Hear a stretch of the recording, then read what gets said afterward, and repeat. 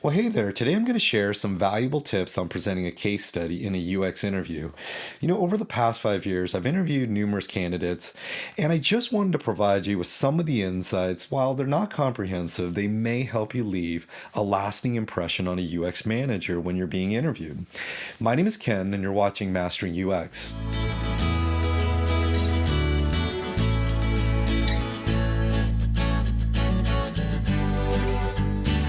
So the first thing that we really like to do is to step into the hiring manager's shoes.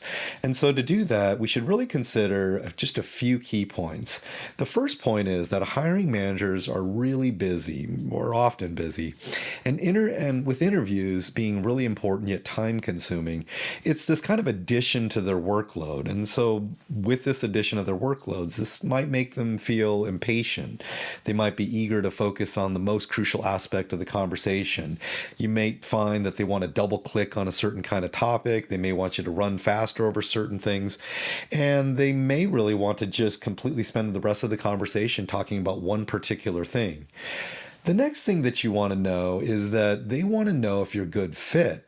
They know that even their organization has issues. They themselves may have been putting out a certain kind of fire with one of the people that are working there. They may know that there's certain challenges with the business, and so in the back of their mind, it's often that they're thinking, "Will this candidate enhance our UX team's culture? Can I trust them with our business? Do they have a positive attitude? Are they willing to learn?" So now that we understand the hiring manager's perspective, let's discuss how to present your case studies effectively during an interview. While it is essential to be well prepared to tell a compelling story, you also need to be flexible because the hiring manager may want to dive deeper into specific areas, or they may want to skip past others. So, on the matter of being prepared, a case study should tell a classic story. It should feature a challenge or a problem. There should be some actions or process that happens along the way. And then there should be some kind of results or outcomes. So, when you're doing these kind of three things while you're presenting the case studies, you want to have all these elements connected to one another. And I'm going to get into that a little bit more. So, on the matter of presenting the challenge or the problem, show empathy that you understand the business. A lot of times people say, "What was the design task at hand?" But you really want to show that there was a real legitimate business problem that needed to be solved.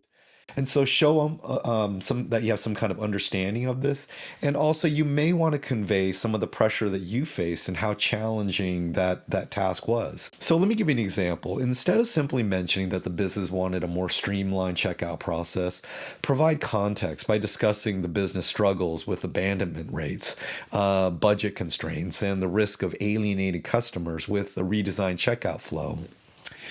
When you get to the part where you're presenting the process or the action, what I would say is avoid getting too granular with personal processes. A lot of times a designer can feel pressured to have a quantity of kind of processes that they have. But I would say instead focus on showcasing deliverables that made a noticeable impact on others. Explain how each step of your processes facilitated the next subsequent steps. There was something that it fed and led to and kind of assisted and gave you more kind of ground to stand on and kind of climb into a higher state of that project. The next thing that I'd like to say is don't get caught up in demonstrating a large number of methodologies. The hiring manager really wants to see just a few simple UX methods, then run through an extensive list of UX processes. So include the dynamics also that happen while you're working on all these different kind of methods. There may have been challenges working with people, interacting with others. Of course, you don't need to get into the dirty details of certain kind of conversations, but let them know that maybe there was resistance, maybe there was a misalignment, maybe there was a lack of appreciation, maybe there was a need to kind of facilitate a better kind of team environment. And this is all with stakeholders, the business owners, the users. In all these kind of processes, let them know a little bit about how you are with people and how you are with managing challenges that came along the way. They want to know that you can fit into your organization and effectively navigate real world problems. So, the next thing I would say is be observant and maintain a good rapport with the hiring manager while you're going through and telling all this. Don't just kind of run through like a freight train. It may be that you really got to improvise and take kind of a sort of a rabbit trail on something. So, pay attention to their face expressions if they look confused or if they look like they're really interested. It may be that very thing that they look confused on that when you go deeper is something that really impresses them. And so it may be that they'd like to hear more about a certain process. And if you kind of have this kind of sense, then you might want to ask, is there something like that you'd like to hear more about this certain kind of process? So let me give you an example. So going back to this kind of checkout flow scenario, let's say you implemented three main processes. You have a design thinking workshop, and that involved empathy mapping, a creative matrix, and completing an importance difficulty matrix, and conducting usability testing.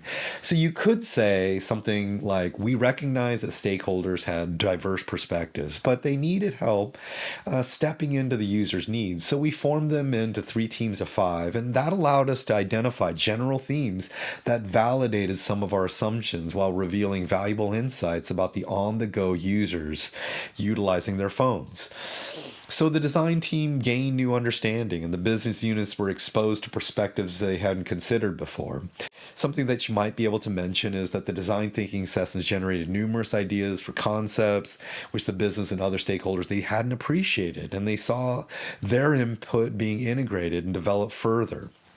When you're working on the wireframes, you can explain that we decided to create one version which featured high effort, high value features from the importance difficulty matrix that we did, again, connecting it to the past, and another version focusing on delivering a bang for buck sort of solution, which was less ambitious with the features.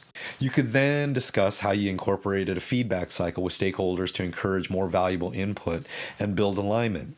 Lastly, you could highlight how three crucial insights from the usability testing significantly reduce the abandonment rates. So when you get to the last part and you're discussing the results and the outcomes, ensure your final deliverables look polished, especially if you're somebody in your career that's focused in on the UI interaction design. I would say always tie the results back to the initial challenge, and if possible, provide evidence of your design's positive impact on the business problem. So, to sum it all up, everything that I just said, it's really that you should just be prepared to tell an engaging story, but at the same time, be willing to adapt to the interviewer's needs and their interests.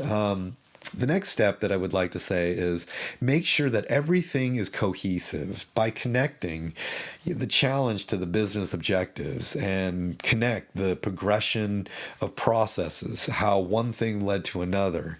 And then you could also connect the outcomes to demonstrable business impact that was created. And then finally, offer insight into how you collaborated with others and overcame challenges along the way. So thank you for watching this video if you came this far. If you found any of this video kind of insightful or something that you could kind of take away and got a point, please like this video. And if you would like to get more of this kind of content, please subscribe to the channel.